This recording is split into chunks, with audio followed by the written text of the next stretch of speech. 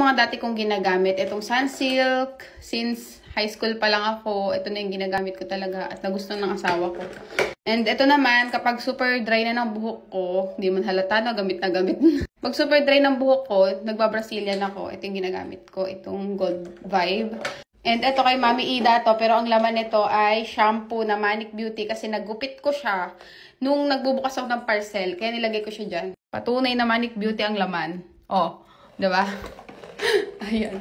Isang ganito yan. Buti hindi siya tapon at di nasayang. Dati kasi binibili ko yung ano lang, yung bote-bote, kaya lang ang bilis maubos. So, ito na yung ginamit ko. Ayan, nakailang ligo na ako. Dami pa ring laman. Basta, for me, mas worth it yung ganitong kalalaki. At take note, damihan nyo yung conditioner kasi ito yung mabilis maubos. Yung shampoo kasi natitipid ko eh. Basta super ganda sa buhok. Makikita nyo naman sa mga previous video ko na balki tignan ng buhok ko. Hindi siya mukhang manipis. So, ayan, diba? Ang kapal tignan. Tsaka ang lambot niya sa buhok.